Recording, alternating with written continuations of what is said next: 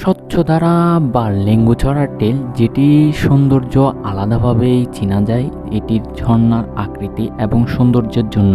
আজকের ভিডিওর মধ্যে আমি এই স্বচ্ছধারা বা লেঙ্গুছড়া টেলটি আপনাদেরকে ঘুরিয়ে দেখানোর চেষ্টা করব। সো ভিডিওটি না টেনে সম্পূর্ণ দেখার অনুরোধ রইল। আপনারা যারা এই ঝর্ণাতে ঘুরতে আসতে চাচ্ছেন তাদের উদ্দেশ্য হচ্ছে, আপনারা যেভাবে চন্দ্রনাথ পাহাড়ে ভ্রমণ করতে আসেন ঠিক সেমভাবেই আসবেন। এখানে যেটুকু চন্দ্রনাথে ওঠার জন্য গাড়ি ঠিক করেন সব কিছুই সেমই থাকবে, শুধু জাস্ট চন্দ্রনাথের ওঠার আগে যে ব্রিজটা পড়ে, ব্রিজের পাশে দিয়ে একটা ঝিরি গিয়েছে। যদি ভালো করে খেয়াল করেন বা ওইখানের লোকাল যে মানুষজন আছে তাদেরকে জিজ্ঞেস করেন, তাহলে আপনাদের যে ঝর্ণার ঝিরির রোডটা দেখাই দিবে। ওইখান থেকে হচ্ছে আপনাদের আসল ট্রেকিংটা শুরু হবে। যে ব্রিজের পাশে ঝিরিটা আছে, আমরা অলরেডি হচ্ছে ঝিরিতে নেমে হাঁটা শুরু করছি। এখানে একটা জিনিস বলে রাখা ভালো, আশেপাশে অনেক বাগানের মালিকের বাগান রয়েছে। চেষ্টা করবেন ওনাদের ক্ষতি না করে আপনারা ঝর্ণার উদ্দেশ্যে চলে যেতে, তাহলে আপনাদের কোনো রকমের সমস্যার সম্মুখীন হতে হবে না।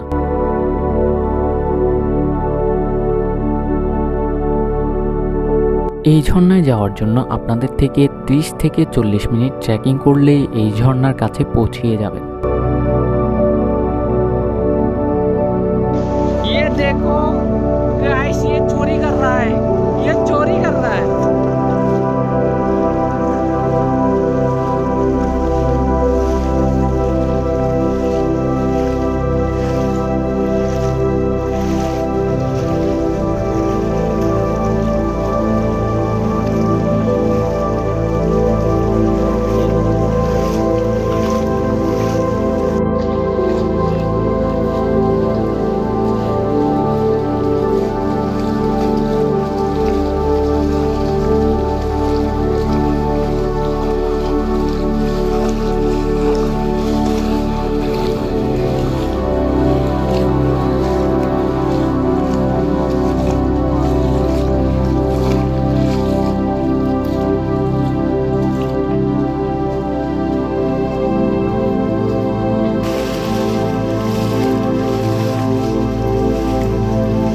ক্যামেরা কত মেগাপিক্সেল? 50 না? ফ্রেন্ড যে আসছে এটা তোমারটা তো একই। ঝর্ণাতে যাওয়ার সময় এরকম ছোট ছোট কিছু ঝিরিপথ দেখতে পারবেন, যেগুলো দেখতে অনেকটাই সুন্দর ছিল।